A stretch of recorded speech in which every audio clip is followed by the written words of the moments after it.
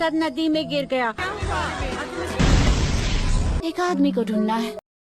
Welcome back rockers. आज से हम एक नई सीरीज शुरू करने वाले हैं जिसका नाम है my girlfriend is an alien. ये सीरीज 2019 में रिलीज हुई थी, लेकिन आज भी ये बहुत ही पॉपुलर है। इस सीरीज के लिए हमें कई रिक्वेस्ट मिले थे, इसलिए हम ये सीरीज शुरू कर रहे हैं। तो चलिए सीरीज देखिए और एंजॉय कीजिए। तो चलिए तुरंत पहला एपिसोड देखते हैं। एपिसोड की शुरुआत में स्पेसशिप जैसी एक चीज धरती की ओर तेजी से आ रही होती है और रात के वक्त सीरीज का हीरो, जिसका नाम फैंग है, कार में जा रहा होता है। ये एफ ग्रुप नाम की एक बड़ी कंपनी का सीईओ है। कार में एफएम न्यूज चल रही होती है जिसमें बताते हैं कि आउटर स्पेस से कोई ऑब्जेक्ट धरती पर लैंड हुआ है, लेकिन उसकी डिटेल्स नासा के पास भी नहीं है। कुछ ही देर में फैंग का असिस्टेंट उसको कॉल करके बताता है कि बहुत तेज बारिश होने वाली है, इसलिए आप जितनी जल्दी हो सके घर पहुंच जाइए। फिर फैंग एक सेकंड के लिए पीछे मुड़कर क्लाइमेट को चेक करता है, लेकिन अचानक कार का कंट्रोल खो देता है और एक बड़ा एक्सीडेंट हो जाता है। फैंग अपनी कार के साथ ब्रिज के नीचे एक झील के पास गिर जाता है और बहुत खून बहने की वजह से फैंग बेहोश हो जाता है। अब सीरीज की हीरोइन साक्षी को इंट्रोड्यूस करते हैं। कुछ देर पहले जो स्पेसशिप धरती पर लैंड हुआ था, साक्षी उसी में ट्रेवल कर रही थी। तो इस सीरीज की हीरोइन एक एलियन है।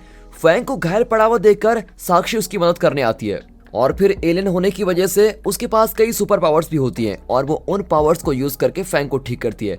जब वो फैंग के शरीर को टच करती है तो वो उसके हार्मोन्स को सेंस कर पाती है। इतना ही नहीं, वो पहली बार एक इंसान को देख रही होती है।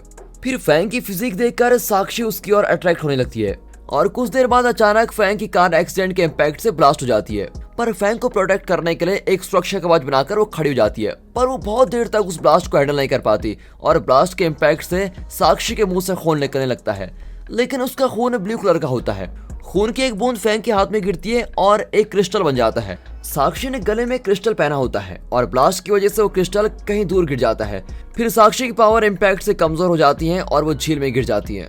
अब इस घटना के 7 दिन बाद फैंग अपनी आंखें खोलता है। उसके कमरे में उसका पर्सनल डॉक्टर होता है। वो बताता है कि 1 हफ्ते पहले आपकी कार का एक्सीडेंट हो गया था, आज ही आपको होश आया है। लेकिन ताज्जुब की बात यह है कि इतने बड़े एक्सीडेंट के बाद भी आपके शरीर पर एक भी खरोंच नहीं है।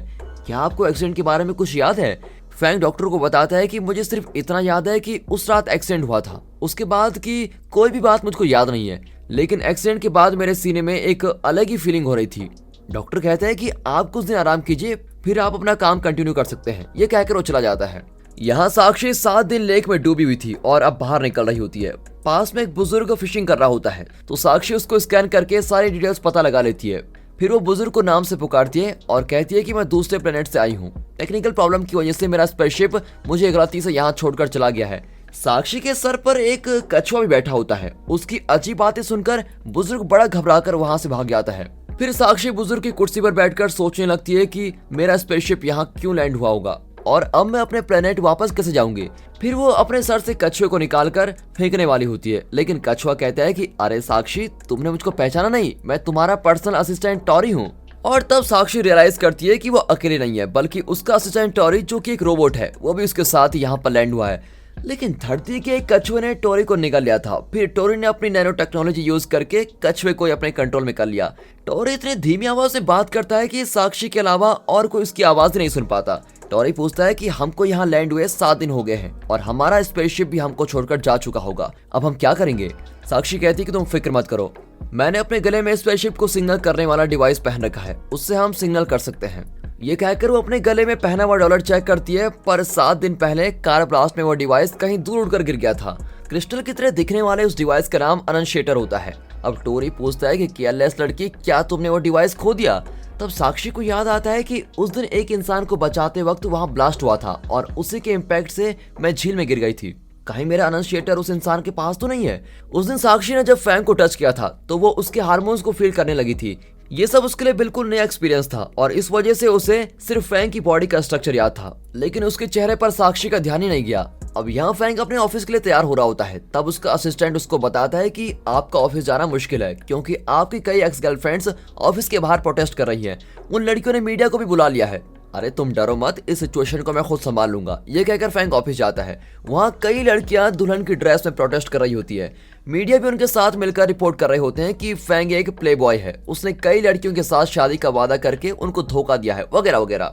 फिर फैंग मीडिया से साफ साफ कह देता है कि ये मेरा पर्सनल मामला है, इसमें मीडिया का कोई काम नहीं है। फिर वो अंदर जाकर उन सारी लड़कियों को अंदर बुलाता है। वो सब रोती भी आती हैं, लेकिन फैंग कहता है तुम्हें जो चाहिए मैं दे दूंगा, तुम सब बस मेरा पीछा छोड़ दो। ये सुनकर सब बहुत ही खुश हो जाती हैं और एक एक करके अपनी बड़ी लिस्ट बनाकर फैंग के असिस्टेंट को दे देती हैं। फैंग अपने असिस्टेंट से कहता है कि इनकी लिस्ट की सारी चीजें इनको दिलवा दो और इन्हें यहाँ से दफा करो।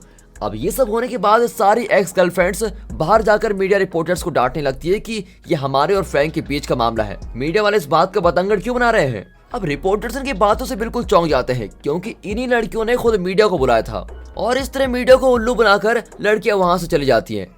दरअसल ये लड़कियां फैंग की अजीब बीमारी का फायदा उठा रही हैं। उसने लाइफ में कई लड़कियों को डेट किया होता है, लेकिन उसे किसी लड़की से प्यार नहीं हुआ था। उसकी प्रॉब्लम यह है कि एक लड़की को डेट करने के बाद अगर वो बारिश में भीग जाता है तो वो उस लड़की को ही भूल जाता है। और इस बात का फायदा उठाकर कई लड़कियां झूठी अफवाह फैलाती हैं कि फैंग ने मुझे भी डेट किया था, मुझे भी डेट किया था और अब मुझको धोखा देने की कोशिश कर रहा है। इस तरह फैंग को ब्लैकमेल करके वो अपनी पूरी जरूरत की चीजें लेकर चली जाती हैं। फैंग के पास भी और कोई रास्ता नहीं होता और उसे इन लड़कियों के लिए पैसे खर्च करने पड़ते हैं। तब उसका असिस्टेंट बताता है कि एक्सीडेंट स्पॉट पर ये आपके हाथ में था, जो बिल्कुल एक ब्लू क्रिस्टल की तरह लगता है। क्या ये कोई जरूरी चीज है?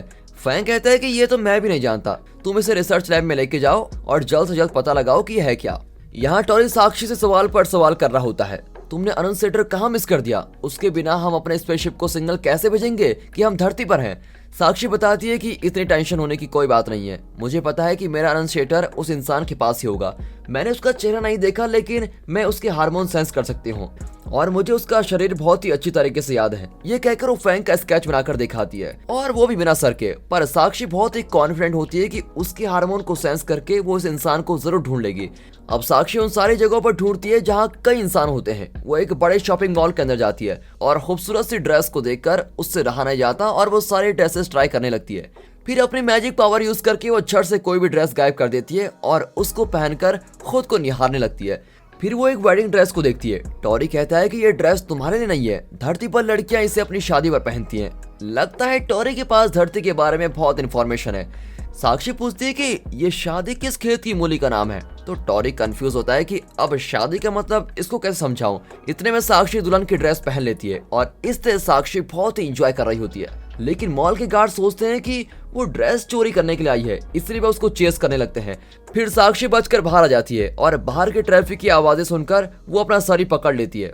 फिर उसको फैंग की कार का ब्लास्ट याद आने लगता है और इस वजह से बहुत ही डिस्टर्ब हो जाती है।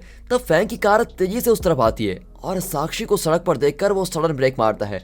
एक ही सेकंड में उसके आसपास के सभी लोग फ्रीज हो जाते हैं और कार वगैरह भी सब कुछ स्टैचू की तरह खड़ी रहती है।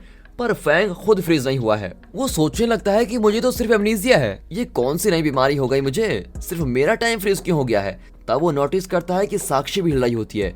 जैसे ही वो गार्ड्स की नजरों से बचकर दूसरी ओर जाती है, सब नॉर्मली चलने फिरने लगता है। फैंग के अलावा और कोई नहीं जानता कि टाइम फ्रीज हुआ है और फैंग रियलाइज करता है कि टाइम फ्रीज के वक्त सिर्फ वो और साक्षी हिल पाए थे। फिर कुछ देर बाद फैंग अपने घर पर पहुंचता है। वो अपने पर्सनल डॉक्टर को अपने चारों ओर हुई घटनाओं के बारे में सब कुछ बताता है कि मेरे साथ ही क्या हुआ था और मेरा एमनीजिया कौन से स्टेज पर है। पर डॉक्टर कहता है कि आप जो कह रहे हैं वो एकदम इम्पॉसिबल है। आपको एक तरह का एमनीजिया जरूर है, लेकिन इस तरह टाइम फ्रीज होने की कोई चांसेस नहीं है। बहुत साल पहले आपकी माँ बारिश में भीगती हुई मर गई थी और आपको आपकी माँ से बहुत ही लगाव था, इसीलिए आप वो सदमा बर्दाश्त नहीं कर पाए, तभी आप बहुत स्ट्रेस्ड और डिप्रेस्ड रहते हैं। लेकिन वक्त के जाते आपके माइंड ने आपको स्ट्रेस से बचाने का ये तरीका निकाला। बारिश में भीगने से पहले आप अगर किसी औरत से मिलते हैं तो बारिश में भीगने के बाद आप उस औरत को भूल जाते हैं, चाहे आप उस औरत के कितने भी क्लोज क्यों न रहे हो। फिर भी आपके माइंड में उसकी सारी मेमोरी मिट जाती है। आप जिस टाइम फ्रीज की बात कर रहे हैं वो भी शायद आपके माइंड का एक खेल है, जिससे वो शायद आपको किसी स्ट्रेस से बचाना चाहता है। अब रात हो चुकी है और साक्षी अब तक फैंग की तलाश कर रही है, क्योंकि उसे अपना रनसेटर वापस चाहिए। तब वो एक क्लब को देखती है, वहाँ कई मेल मॉडल्स होते हैं। साक्षी को लगता है कि फैंग यही मिलेगा, क्योंकि उसका स्ट्रक्चर भी एक मॉडल की तरह था। क्लब में सब ड्रिंक करके एंजॉय कर रहे होते हैं। टॉरी साक्षी को एडवाइस करता रहता है कि देखो ये बहुत ही डेंजरस जगह है, ऊपर से ये लोग अल्कोहल पी रहे हैं, एलियंस के लिए ये बहुत ही खतरनाक ड्रग माना जाता है और तुम उनके हार्मोन को सेंस करने की कोशिश मत करना, क्योंकि वो बहुत ही डेंजरस चीज है। लेकिन साक्षी एडवाइस सुनने के मूड में नहीं होती और हर मॉडल के पास जाकर उनके हार्मोन्स को सेंस करती है, लेकिन उनमें से कोई भी फैंग नहीं होता। फिर टॉरी की बात अनसुनी करके वो 2 पैक ड्रिंक कर लेती है और वो बिल्कुल नशे में हो जाती है और तब कुछ आदमी टॉरी पर श्राप डाल देते हैं। इसकी वजह से टॉरी के सर्किट्स में पानी चला जाता है और उसको शॉक लगता है। पर इतने में सारे आदमी वहां से भाग जाते हैं और साक्षी चिल्लाती है कि मेरे टॉरी पर श्राप किसने डाली। इसी बीच वहां पर एक आदमी गिटार बजाने लगता है। साक्षी को बहुत ही पसंद आता है और उसको शक होता है कि यही वो आदमी है जिसे उसने बचाया था। और दोस्तों इसी के साथ ये एपिसोड यहाँ पर खत्म होता है। आगे क्या होता है ये जानने के लिए इस सीरीज का एपिसोड 2 हमारे नए channel mister Hindi rocker series में देखिए। लिंक आपको डिस्क्रिप्शन में मिल जाएगा। बाकी दोस्तों मिलते हैं अगला एपिसोड के साथ, तब तक गुड बाय, अपना ख्याल रखिए and finally thanks for watching.